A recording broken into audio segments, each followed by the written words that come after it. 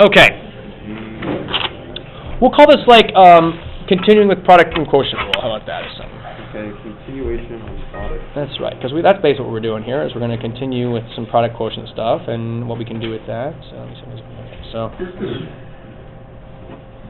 continuing product and quotient rule.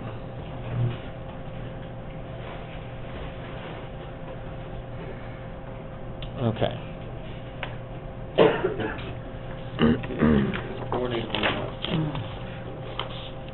What? Weird. Okay. So we're going to redraw that table that we had from our other notes. So if you want to, I'll recopy here for you real quick. We're going to have an x column. We're going to have an f of x column.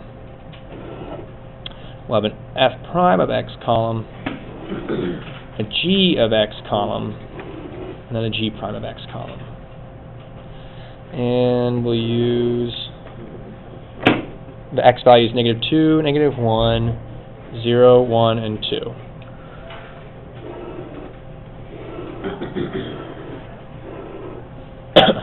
Voila, like so.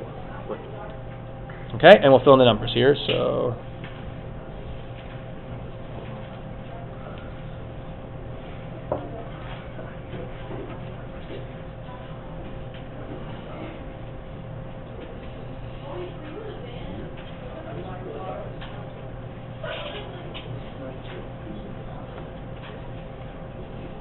I think I put 10 there. Okay. I have a question mark there for some reason. I don't know. Okay, so there's our table.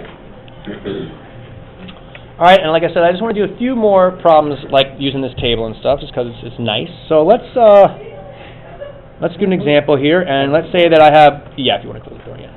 I don't know why they're being so loud in the hallway. Let's call r of x, and r of x is equal to f of x over 5g of x. Okay, so that's r of x equal to 5, f of x over 5g of x. And we want to find r prime of 0.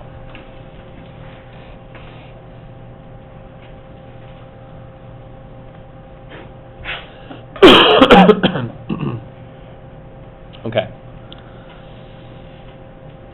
So, with the way this is currently written, if I want to find r prime, right, because first, to find r prime of 0, we first need to find what r prime is. Okay. To find r prime of x here, what do I have to use? The quotient rule. We have to use the quotient rule here. We have f being divided by g, so one function being divided by another function, and so we have to use, excuse me, the quotient rule. Okay. So, the top part, right, is f of x. The bottom is what? 5g of x. 5g of x. Okay?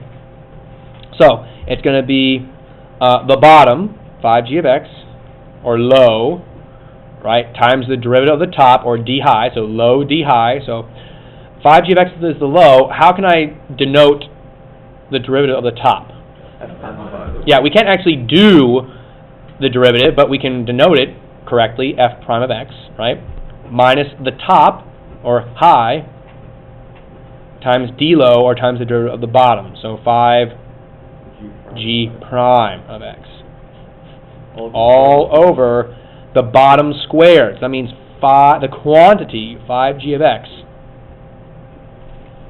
gets squared there. All right? So we really can't simplify this very much. Okay, we have g times f prime minus f times g prime. So those are two not like terms. So we're going to go ahead and just evaluate this. So r prime of x, well, we want to find r prime of 0. And so that means we want to find 5 times g of 0 times f prime of 0 minus f of 0 times 5g prime of 0 all over 5g. So 5g of x quantity squared, that's going to become 25. I'm going to go ahead and write g of 0 squared. So I squared the 5, but the g I can't really square, so I'm just going to leave the square around that. Okay.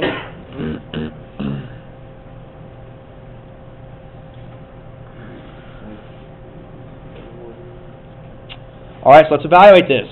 G, there's G, my column for G. G of 0 is what? What value is G of 0? 8. So it should be 5 times 8. And then F prime of 0? Negative 3. Okay, minus F of 0? Negative 6. Okay, and then times 5 times, and then G prime of 0? Negative 5. All over 25 times, and then G of 0 we already said was 8, so it's going to be 8 squared.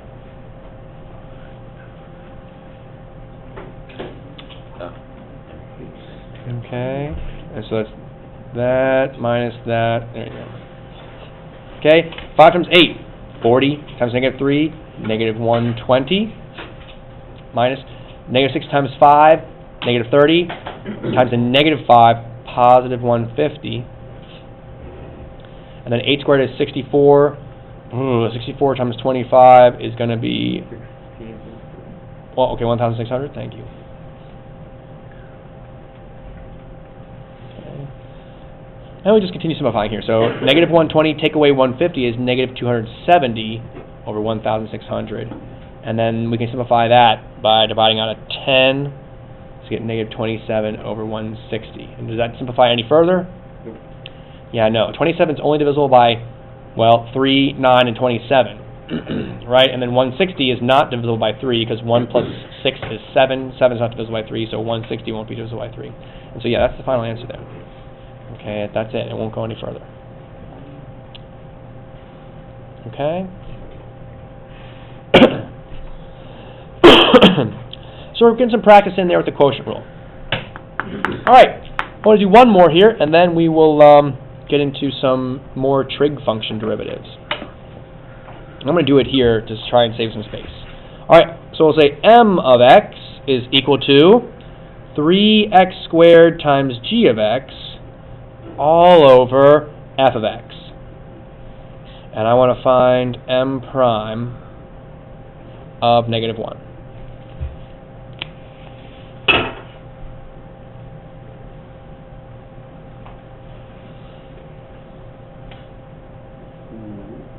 Ooh is right. Okay. So, how are we going to take the derivative of this thing? Using what? Well, you Right. could use both. Well, could we start out by just plugging in? No, you can't. Never mind. Would use the product rule. And Okay. quotient rule. There's a product rule and a quotient rule here. Now, which way is it? Is there a quotient rule within a product rule? Or is it a product rule within a quotient rule? Product rule within a quotient rule. Okay, it's a product rule within a quotient rule. And Austin, what kind of like clued you in to the fact that it was a product rule within a quotient rule? Because there's only one division operation. No. Well, there's also only one multiplication operation. Right, yeah, so that's not quite. I don't know.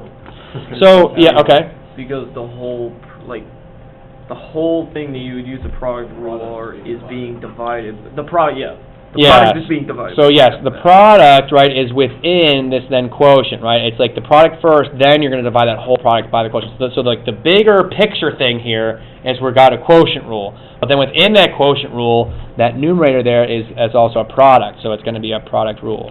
Okay, but overall, the big picture here is quotient. We're taking something and dividing by something. But then within that something on top, there's a product as well. So it's going to be both rules. So let's go through this very carefully here. Take our time. Okay, leave yourself some space. We're going to find m prime of x. Okay, so it's key here to recognize that it's a quotient rule first. Okay, so is anyone still unclear? It's a product rule within a quotient rule. So we're doing the quotient So rule. overall, the big picture, it's a quotient. Okay. Overall, big picture, it's a quotient. Okay, so so is that clear for everyone here that this is a quotient first and then a product rule within it? You have to do the product rule first. We're doing quotient rule then first because the product is within it. Oh, that. So we're going to do quotient rule first, okay? It's backwards in my head. So it's the bottom. Okay, so you'll see how it comes into play here. So it's going to be the bottom, f of x, times the derivative of the top. To take the derivative of the top, what do we have to use? Product rule. So there's where the product rule comes in. Okay? So it's the bottom times the derivative of the top. So the derivative of the top is the product rule. So it's the first, 3x squared, times the derivative of the second, g prime, plus the second, g of x, times the derivative of the first. What's the derivative of 3x squared? 6x. Okay, so there's the low d high, minus now the numerator, 3x squared g of x, times the derivative of the bottom, f prime of x. All over f of x squared, the bottom squared. So low d high minus high d low over the square of what's below. Some little calculus leprechaun is, saying that. Over the square, what's below? Like a really weird. Okay? Wow. Easy. At this point, now it's just a matter of plugging everything in. So if you want to, you can rewrite this whole thing again. I'm going to. If not, you can just watch me do this step, and then we'll do the next step. Okay? So I'm going to plug in now. So we're going to find m prime of negative 1. So that means all the x's get replaced with negative 1. So it's f of negative 1 times 3 times negative 1 squared times g prime of negative 1, and then so on and so forth. I don't know if I'm going to keep reading that because it might throw some people off if they're not going at the same pace. So I'll just stay silent and start plugging things in.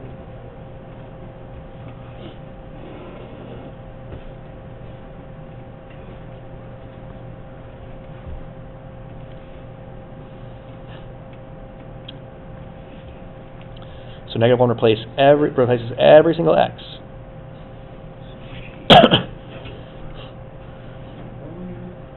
I use the square brackets here just as a separate set of grouping symbols. You could use parentheses there if you wanted to instead. Like I said, I use the square brackets just as a separate set of grouping symbols because we had that whole product rule there unto itself. So I didn't want to, get that confused with anything else. All right, so now we'll simplify. So f of negative 1, 3. And then it's going to be, I'm going to simplify this sum. So let's see. So negative 1 squared, positive 1, times 3 is 3. G prime of negative 1, 7. Plus g of negative 1, 1. And then 6 times negative 1 is negative 6. Minus 3 times negative 1 squared is 3. G of negative 1, 1. F prime of negative 1, negative 5. All over. F of negative 1, 3. Squared.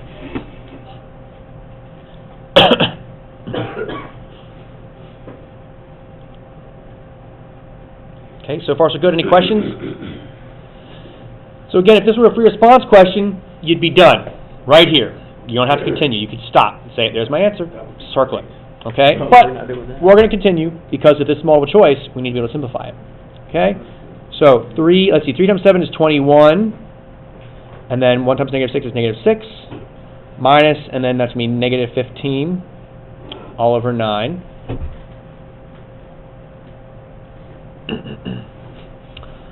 Let's see here. 21 take away 16 is 15. So it's going to be 3 times 15 plus 15, right? Because there's a plus, minus and negative becomes plus 15 all over 9. And so let's see, that's 45 plus 15 is 60 over 9, which is 20 thirds. Oh, no. You have to multiply for it. It was 45. Wait, what? 21 plus negative 6 is 15. I missed something. 1 times negative 6 was negative 6. The plus sign was still there, so that's 21, and then 1 times negative 6, so that's why. Yeah. Yep, watch the order of operations. PEMDAS, please excuse my dear Aunt Sally, or... I didn't mess up on order of operations. Oh, okay. Just generally goofed up. I just done goofed up, yeah. Done goofed up. All right, so there's the answer. Questions on any of that? pretty involved, right? But that's as crazy as it'll probably get there. But you can do product rules within quotient rules and quotient rules within product rules and stuff like that. So keep an eye out for that. Anytime you're multiplying two functions, even if it's something as simple as x sine x. Okay, if your function is g of x equals x sine of x, to take the derivative g prime, what do we have to use here? It's got to be a product rule. X times sine of x. Okay, and if you want, so for example, if let's say I have h of x equals 3 times the cosine of x, do I need to use a product rule here? No, but guess what? If you do use a product rule, you'll still be okay. Because technically it is a product rule. 3 times cosine x. Okay, but you don't need to because it's just a coefficient. You can kind of pull it out, take the derivative of cosine, and then put the coefficient back, multiply the coefficient back in. Here, though, you can't pull it out. It's got to be a product rule. So it would be the first times the derivative of the second. Derivative of sine is cosine, plus the second sine times the derivative of the first. Derivative of x is just 1. So please keep an eye out for that. The simple ones maybe are the harder ones to see because you're like, oh, it's just easy. It's just cosine x. Derivative of x is 1. Derivative of sine is 1. Cosine, so it's 1 times cosine x. Cosine x. But it's not. It's a product rule. So be aware of that. Same thing with like x times e to the x. That is also a product rule if you were to take the derivative of that. F prime of x would equal the first x times the derivative of the second, e to the x, plus the second, e to the x, times the derivative of the first, which would just be 1 then. Okay, so that is a product rule there. Be on your toes for that. Okay? All right. Moving on. Let's do some derivatives of more trig functions. I know you guys have already memorized. The derivative of sine is cosine, and the derivative of cosine is negative sine. And for those of you that were silent for that, I know you just didn't want to, shout it out because you're like just trying to be quiet. But I know you already have that memorized, and if you don't have it memorized, you need to have it memorized. Okay? What's the derivative of tangent of x with respect to x? That's sine of the cosine. So, exactly right. Austin just pointed this out. We don't know how to take the derivative of tangent yet, right? We're not sure, but we do know how to take the derivative of sine, and we do know how to take the derivative of cosine. Tangent can be rewritten as what over what? Sine over cosine. Sine of x over cosine of x. Okay?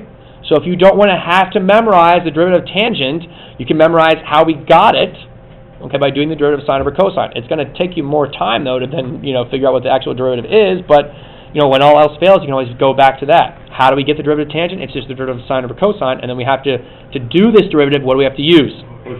Quotient, right? Sine divided by cosine. So it's going to be, well, someone want to volunteer and say what it's going to be here? What would it be? Anyone want to lead us through it? I'll do it. All right, Austin, so what's it going to be? So we're going to start with the bottom first. So cosine, so bottom. Yep. Multiplied by the derivative of the top, which is negative cosine. The derivative of sine is just cosine. That's right, true. Minus sine, right? Times the derivative of the bottom, which is derivative of cosine is negative sine. Okay, put a little time sign in there. Over what? Cosine squared x, or cosine, the quantity cosine of x squared. But that's another way to write it too, is cosine squared of x, like that. Okay, cool. So let's see here. Cosine times cosine is what? Cosine squared. Cosine squared.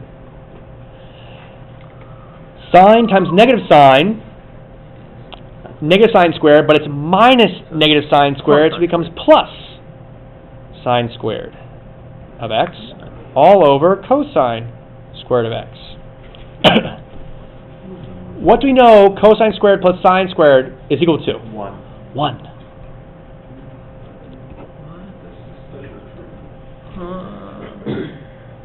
That's the Pythagorean, one of the Pythagorean identities.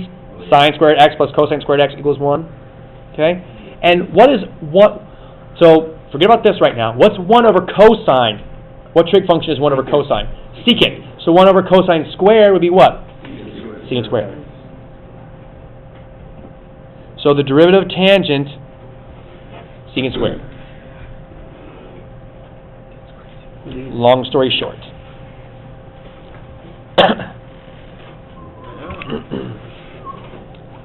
So if the derivative of tangent is secant squared, anyone want to hazard a guess about what the derivative of cotangent will be?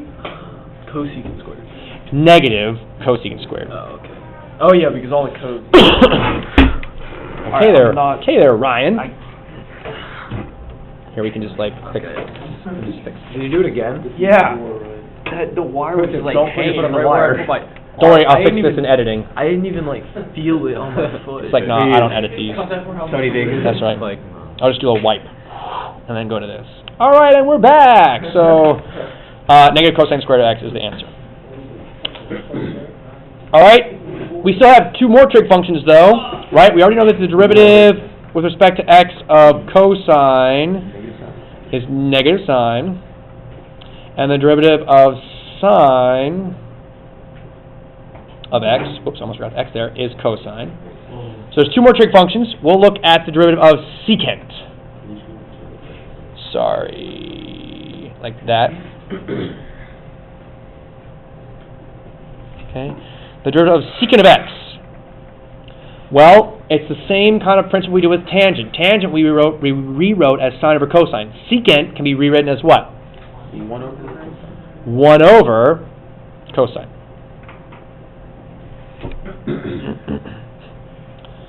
And to take the derivative of this, we have to use the what? Quotient rule, yeah. So it's going to be the bottom, cosine of x, times the derivative of the top. 0. Yeah, derivative of 1 is 0. Minus the top, 1, times the derivative of the bottom. What's the derivative of cosine? Negative sine. All over the bottom squared.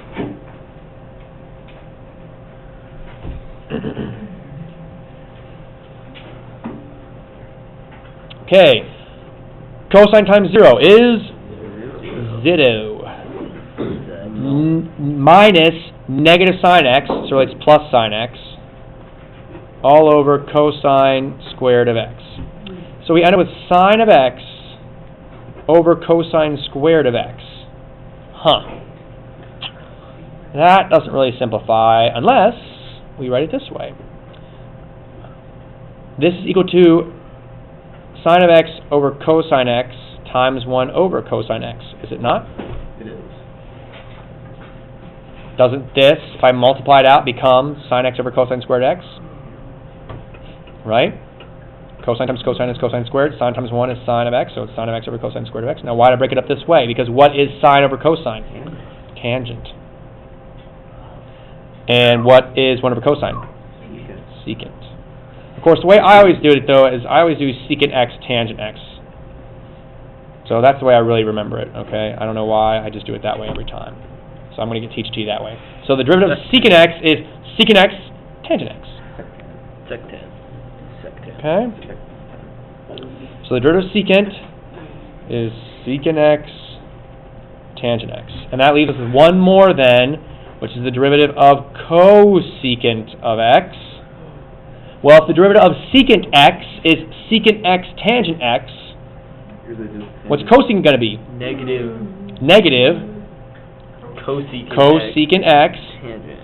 cotangent x. Oh, cotangent x. Interesting. Okay? So there are our 6... I know you guys have been waiting for this. I know, you guys have been like, oh, come on, it's got to happen sometime, right? And here it is. Yeah, sorry, I see, it's not going to fit quite. Wait until we get some what? These are your 6 trigs, 6 trig derivatives. Okay, the derivatives of all the basic trig functions. Okay? We'll have to do inverses of these, won't we? Yes. Stop talking. Eventually. Okay? From the fast calculator that I have. We have to do inverse of these, like the derivative of sine of that. Yes. That's gonna be fun. Very. And we'll do velocity. Okay, questions. We do velocity. It's like here. We're all good? Okay, so let's do this. Let's practice these some then. Let's do two practices. That's what Two Are we doing kinematic equation? No, but we are going to do position, velocity, acceleration stuff. Yes. told you. See, I asked myself that question a lot. I think I should have. Well, I'm glad you're here, Austin. Well, thanks. I'll take BC. What's that? I said I'll take BC next year at SC. You can do that, yep. You can do it here, too.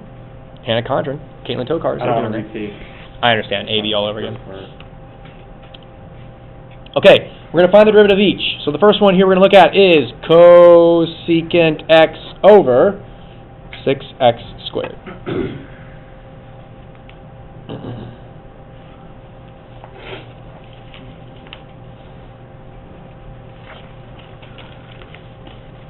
Okay.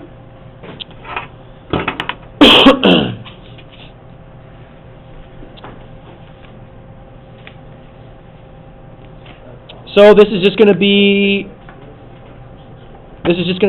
negative cosecant x cotangent x over 12x. You're lying, Mr. Wynn.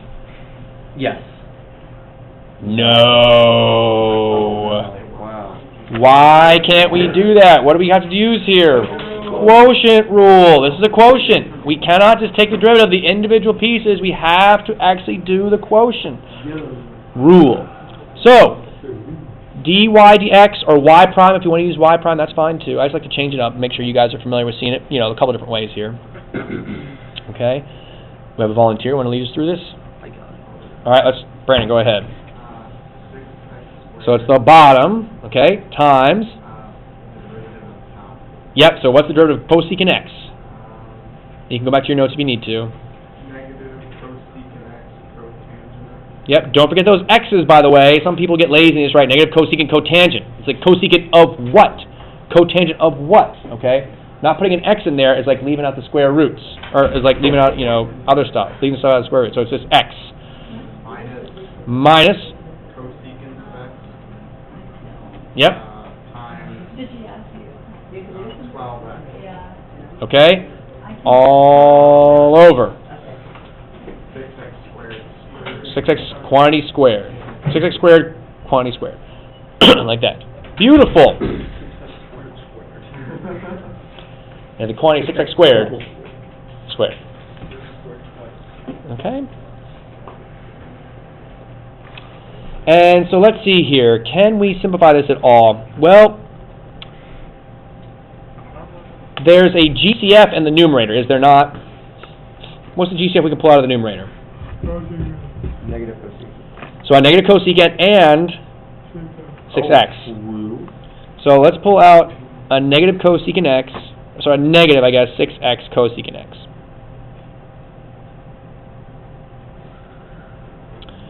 Which leaves then what in this first term here? The x and cotangent, so it's going to be x cotangent x. And if I pulled a negative 6x out of here, I'll be left with a plus 2. That's it, I think. Plus 2. Yeah. All over 36x to the 4th.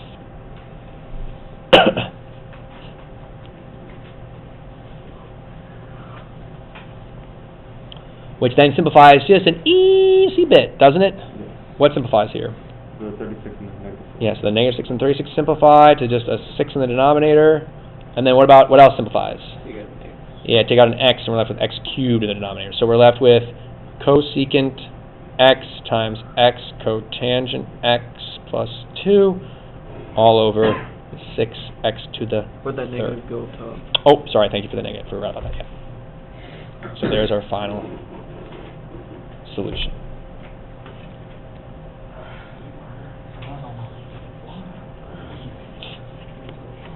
Easy peasy, you might even say. Easy peasy. Easy work. Okay, you guys try one. Y equals x secant x. Go ahead. Give it a shot. Product, whatever. Yes, as long as your cheat sheet's in your brain, then you can use whatever kind of cheat sheet you want. What's that? However you need to get it into your brain. Most people use their eyes. Figuratively or literally? Sticky. Literally put it in your ear. Oh, you just want to drill a hole into your head and just stick the paper into your brain. No, I I did it with the way. Yeah. I know the answers, but now I forget how to read. All right, so anyway. It's really bad.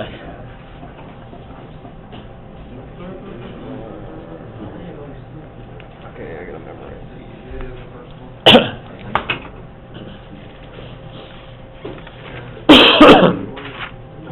Keep writing sex. Sectan. Freudian slip. Yeah, I'm always very careful whenever I write secant of x. Second. Every time I write it, I'm like, careful. Shoo, got it. Okay, good. Because I feel like I've done it once before. Oh, I have. 2 times. I've done it plenty of times. I've done it. No, you can't do that, you rock. You can't do that, it's a product. I understand, bro. That's what I'm doing.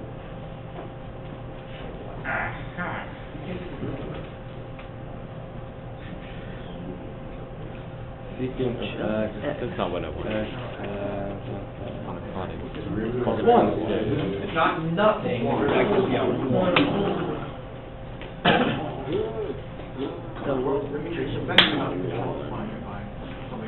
Well, but multiply by nothing is 0. Wait, wouldn't it be this? And then you have to simplify it? X times second. Hey, you can factor out a... Oh, factor yeah. out a secant. Yeah. That's x. I think I got it, Mr. Wood. You got it? Yeah, I think I got it. Sex. We should. I think we should start calling it secant sex. Empty time. Good. Is this a quotient? I think a What quotient. What'd you do on the bottom? I don't know what other thing I was. Yeah, be careful. He really earned his name of Sometimes your brain's on autopilot and you're just like, yep, I got it.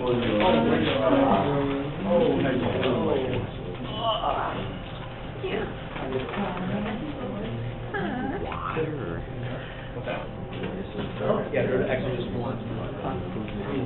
Got there, Caleb? Looks good. Okay. There it is. X secant x tangent x plus secant x. If you factor out the secant x there, that works too. Okay, you can do that as well. I didn't do it here because I knew it was going to really cancel with anything, but if you want to, it's not wrong. Okay, but it's not necessary. Okay, and in fact, I would suggest that you maybe, unless you know it's going to cancel with something, maybe don't factor. Okay, now granted, on the multiple choice, is it more likely to have the first answer or will have the factored answer? I really can't answer that. I don't know. So, yeah. So it's not bad that you saw that you could factor there. Okay? That's good. Okay? But on the test, just make sure that you're answering the question that's being asked. Okay? And matching your multiple choice answer. One more little thing I want to show you, and then we'll be done. Oh, nice. And this one's like super easy. Like, why don't we do this first, Mr. Wade? I don't know. Higher order derivatives.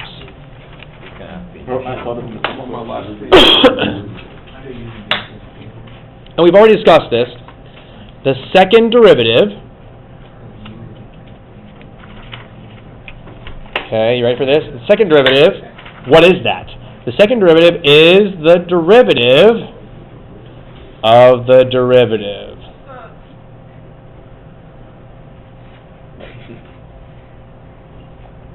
Is that denoted by 2 hyphens? F prime prime, exactly right. So the second derivative is the derivative of the derivative. So the original derivative we're now going to call the first derivative, or you can just also just say the derivative too, but if you want to be more specific, it's the first derivative. The first derivative you take, right, so you have the original function, its derivative is the first derivative. The derivative of that is called the second derivative, and the derivative after that, third, fourth, fifth, sixth, seventh, eighth, so on and so forth. Is that like D? How many derivatives? You can take as many derivatives as you want. What does that look like? We've gone up to maybe like the 51st derivative of something. What? Maybe just 0. Yeah. On the first 51 So, let's do one. derivatives of this problem. Oh, sorry, let me write this. F prime prime of x is equal to d dx. The derivative of, F prime prime, that's 2 primes. Oh, it's no. I'll show you what we do know how we do that. So then f is the derivative with respect to x of f prime of x, right? And then I'll show you. F prime prime prime of x is equal to the derivative of what? Of f Prime prime. F prime prime of x, And so on and so forth. which though, so here's the thing I want to point out, okay? What's the derivative of f prime prime of x? Or sorry, f prime prime of x we got by doing the derivative of f prime of x. So it's like d dx of f prime of x. Okay, I have it in my head writing this. Which, if I do it one more time here, is d dx of f of x. Okay? But this is important. This is why I want to show this to you. I wanted to show this to you. Okay?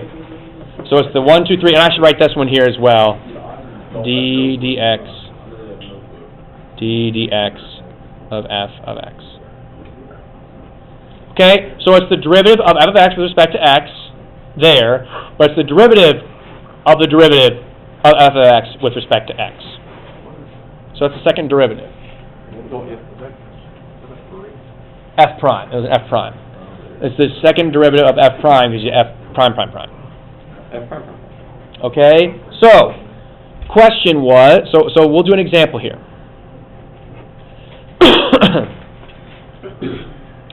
I want us to find f prime, f prime prime, f prime prime prime, and f, well, the fourth derivative. The after you go past 3 primes, you do parentheses around your number. Okay, so if you want to find the 100th derivative, it would be f 100, like that. Okay, so let's do that. Let me give you a function here. X to the fourth minus 3x to the third plus 2x minus 1. Okay, so there's our original function, and I first want to find f prime. Okay, so I'll give you guys a chance to write that down, and then I'll call on someone to do it.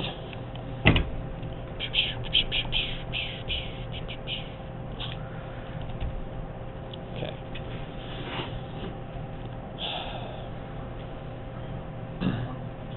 Sorry, I know I went a little bit fast there.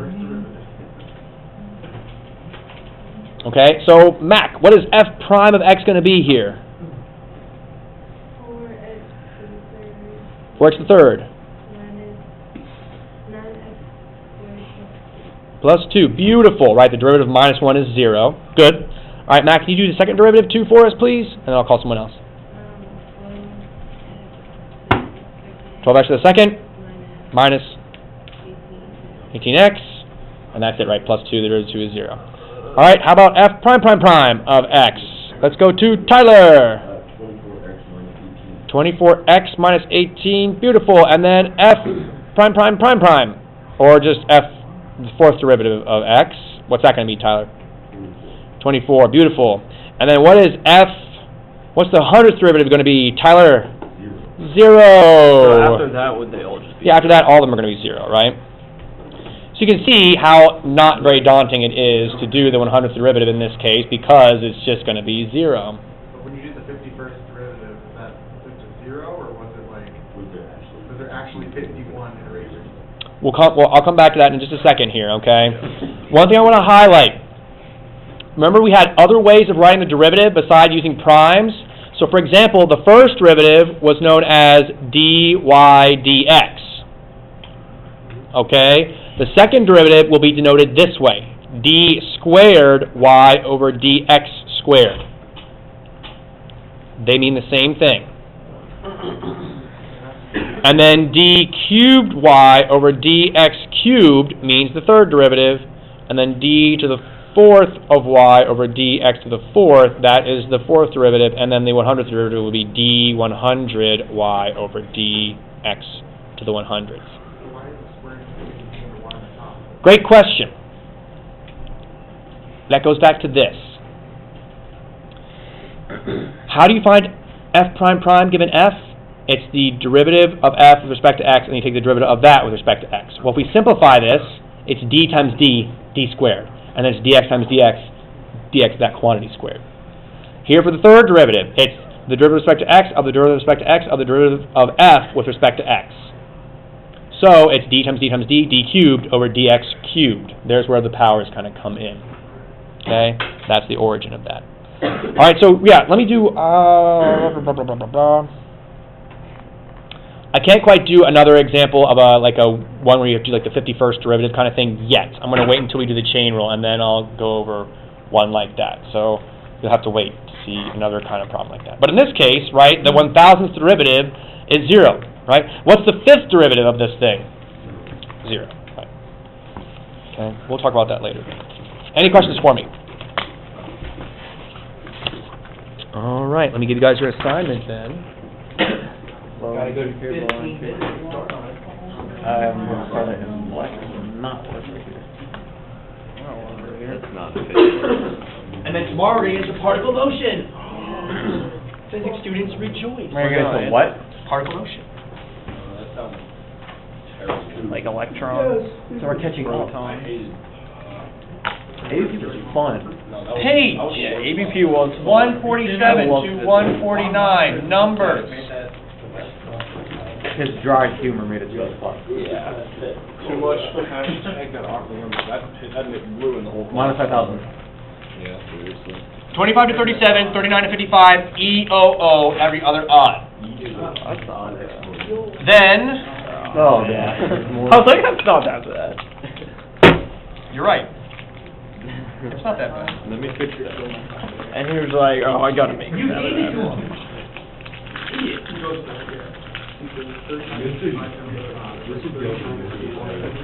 Holy mother of whatever that is. Alright, well, I was gonna write it down, but now I'm gonna take a picture. Okay, there it is, guys. Oh my gosh. Adding more? All right, number 200. use a panorama. So then every other odd applies to this first two, right? This grouping. Can I come from left? So it'll be 27, sorry, it'll be 25, 29, 33, 37, 30, and then, yeah, so 25, 29, 33, 37, and then 39, 43, 47, 51. It's like the most fun I've 51. ever had in the whole Invisible Can I come from stars. left? No invisible Yeah. show. So I suggest you books, crack them books open and get started. Does anyone need a book? I will. I'm not working on it now, though.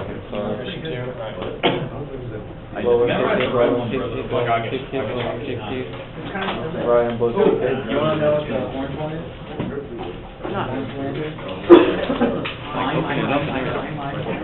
So yeah, let's get cracking lacking here because it's the biggest one. Yeah. Orange lantern is on free. Yeah. Oh, okay, you were there.